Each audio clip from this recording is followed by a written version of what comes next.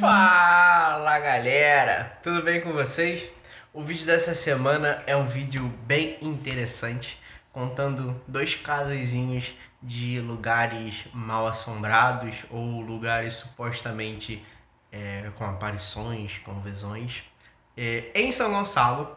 É um vídeo pro Halloween, então bora pro vídeo? Bem galera, o nosso primeiro local é um local que fica ali na Estrela do Norte, onde hoje é a Estrela do Norte. Infelizmente, esse local ele não existe mais, mas a gente tem alguns resquícios do que seria esse local. É o Palacete Mimi. Como eu disse para vocês, o Palacete do Mimi, ou Palacete Mimi, ele ficava aqui em São Gonçalo.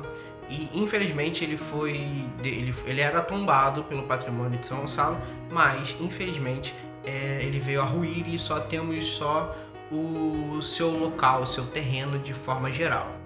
E sua construção se dá no ano de 1917. A sua localização ela fica mais ou menos ali na divisa entre Estrela do Norte e o Galo Branco. E ele fica mais precisamente no Boqueirão Pequeno. Ele foi adquirido pelo empresário Emir Pato, mas tem duas teorias. Uma que o seu Emir Pato, ele adquiriu esse casarão depois de um tempo, e a outra é que tinham mecenas que bancavam o casarão e bancou a construção do casarão. E esse empresário Emir Pato, ele era uma figura muito conhecida tanto em São Gonçalo quanto em Niterói. Ele era um empresário bem sucedido e com muitas posses, muitas terras. Os relatos dizem que o Sr. Emir ele era um homem muito possessivo, um homem que zelava muito pelas suas posses e não deixava que ninguém se aproximasse delas.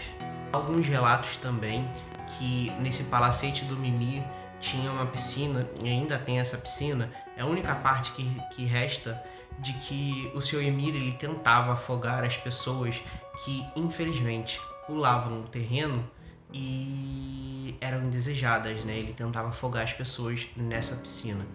Lenda também que o Sr. Mimi ele fez supostamente um pacto com o Caramunhão, com Coisa Ruim, com o Tio Lu, com Sete Pele e com o Encramunhão. Sim, estamos falando do Tinhoso, do Tio Lu. Aí vocês se perguntam, mano, para que ele fez esse pacto? E pasmem, ele fez esse pacto para que ninguém pudesse chegar perto ou pudesse destruir a sua casa ou as suas propriedades. E dizem também que logo depois o espírito do Sr. Mimi ele vaga pelo terreno do palacete e também ele vaga também por alguma parte do cemitério São Miguel, que o palacete ele dá para trás do cemitério São Miguel também. Há relatos também que o espírito do Sr. Mimi ainda é visto e que ele grita, ele berra, ele grita para as pessoas: saiam das minhas terras, não quero ninguém ali, saiam! E tem um relato de um morador da região, dos seus mais ou menos 80, 90 anos de idade, que diz que o Sr. Mimi, esse senhor conheceu o Sr. Mimi e dizem que o Sr. Mimi ele também escutava vozes nesse local, né? Dizem que ele via pessoas, ele via vultos e que ele chegou até a fazer oferendas para as pessoas deixarem o local, pararem de perturbar e tudo mais. Pessoal, essa segunda lenda ela se passa mais precisamente no bairro do Porto Velho e é a lenda do fantasma decapitado do Porto Velho. Essa lenda se passa no meados de 1917, comecinho do século 20, e conta o relato que um senhor chamado Manuel Fogaça, ele sai de uma sessão de cinema Royal e ele vê um filme que para a época era muito famoso. Eu não me lembro o nome do filme agora, mas tem um ator que ficou famoso em vários papéis, Hank Carey. Saindo desse cinema, esse senhor ele pega um bonde, mais precisamente mais ou menos por volta de umas 11h10 mais ou menos. Ele perdeu sua última condução, seu último ônibus, né, que saía desse cinema, passava próximo a esse cinema e ele tinha a única opção que era pegar um bonde. Esse bonde ele saía ali do ponto final de Alcântara e ia até o ponto final em Neves. Chegando ali no ponto final, ele avista um botequim, um bar aberto, e que normalmente o bar fica aberto até mais tarde, né? E ele fica meio pensativo no local que ele teria que passar, a horário que teria que passar. E ele pensa que ele tem que passar numa pequena ponte que era mal assombrada, ou tinha umas coisas mal assombradas nela. Diziam que as pessoas que passavam ali em altas horas da noite, depois da meia-noite, né, escutavam gemidos, escutavam gritos, escutavam barulhos, escutavam passos que eram bem amedrontadores. E ele tinha que passar pela ponte das Bradoas. Era essa ponte que eu acabei de dizer para vocês que era bem amedrontadora, né? Era bem sinistra. E então, por volta de 1h da manhã, ele entra no bar que ele viu quando estava chegando, né? Saindo do ponto final. E por volta de 1h da manhã, o dono do bar, um português, com um sotaque bem carregado, chega para ele e fala: "Como é, rapaz? Eu tenho que fechar o bar. Vamos, ande logo." Ele fica meio hesitante, ele fica pensando em como ele iria passar por essa ponte, porque o caminho era muito longo, tinha bastante coisa para passar ainda, e ele fica um pouco com medo e fica um pouco receoso de sair do bar. Passado algum tempo, ele sai e ele passa por uma oficina mecânica, que ele vê que está saindo um pessoal dessa oficina, e ele segue junto com esse pessoal durante um período. Ele encontra um mecânico, né, que sai da oficina, e ele vai conversando com esse mecânico e vai puxando papo com ele. Eles vão até a Rua Paiva, que fica mais ou menos metade do caminho do nosso personagem. E nessa rua, o mecânico ele fala que ele iria ficar por ali porque já tinha chegado o local dele. E ele perguntou assim: "Onde você mora? Que local você mora?" E disse para ele que morava depois da ponte. E ele falou: "Você é muito corajoso." Olha que coragem. Tem que ter muita coragem para atravessar a ponte das Bradoas uma hora dessa. E por coisa alguma eu passaria por essa ponte por volta dessas horas, porque dizem que acontecem coisas terríveis com quem passa nessa ponte. Depois de se despedir do mecânico, ele fica muito pensativo, muito receoso em ter que continuar o caminho, que era um caminho um pouco longo, e passar nessa ponte nunca seria bom. Ele sente uma força falando para ele seguir, então ele segue. E seguindo, ele sente um arrepio que percorre toda a sua espinha.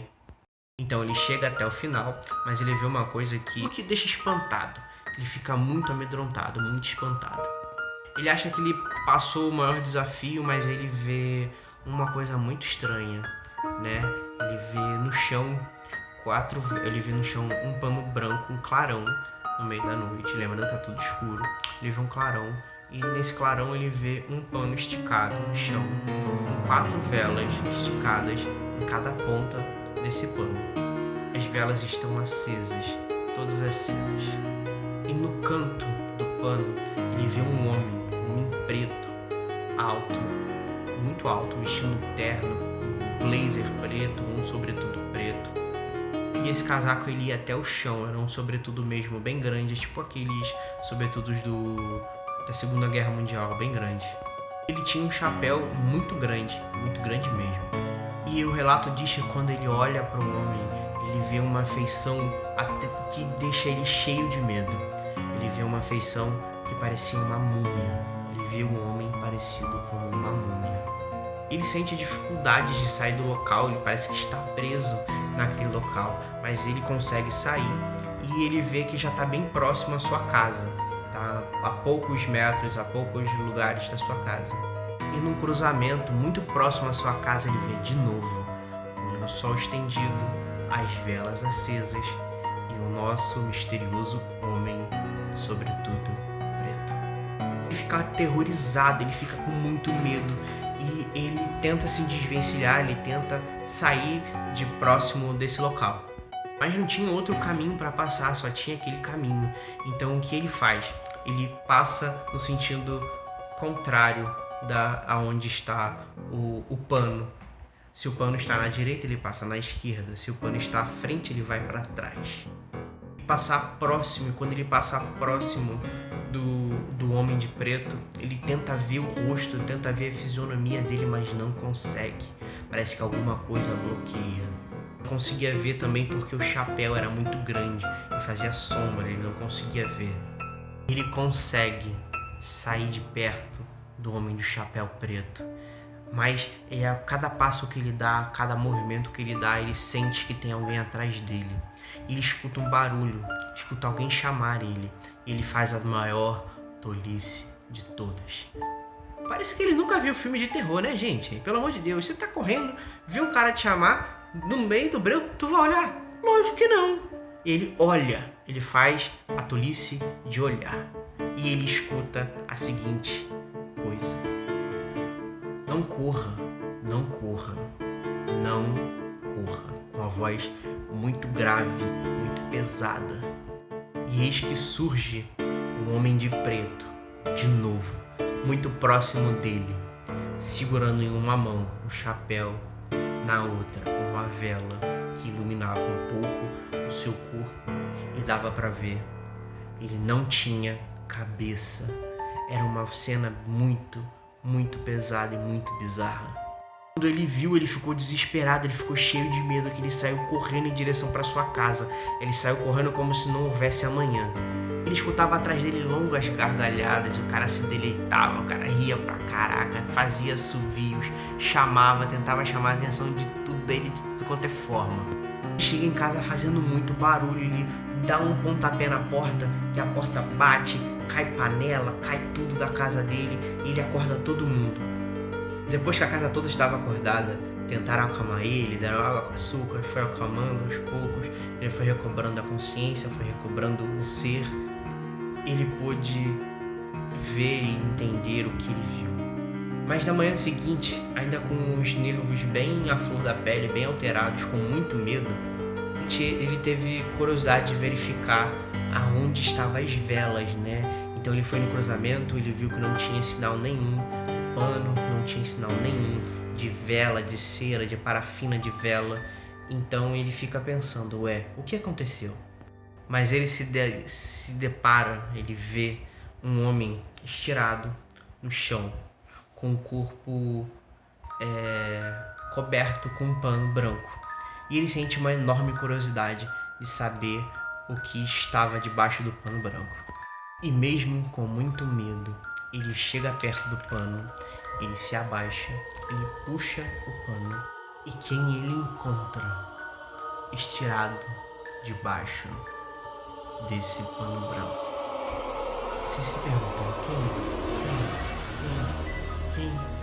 quem? É nada mais, nada menos que um homem de preto que perseguiu ele a noite toda. O homem estava vestido idêntico ao homem que o perseguiu. E, pasmem, também estava com o rosto desfigurado, porque na noite anterior, supostamente, um bonde passava por cima da cabeça dele, na trilha do bonde. Ah, pessoal, lembrando, eu esqueci de falar na lenda do Palacete do Mi, uma curiosidade é que ele também foi palco da gravação de um filme chamado O Monstro do Babalu. Tem um link do filme no YouTube e ele é da década de 70, 71. Eu vou deixar para vocês na descrição. Eu espero que vocês gostem. Se vocês gostarem, deixa o like, comenta, compartilha. E se vocês gostaram dessa temática de terror, de suspense, de contar contos, deixa aqui embaixo uma sugestão para que a gente possa fazer mais vídeos que vocês gostem. Vai ter o vídeo também das fazendas, que eu já tá produzindo, já tô gravando. Já gravei em uma fazenda, mas já tô para gravar em outras. Então espero que vocês gostem. Então galera, valeu família, é isso, tchau.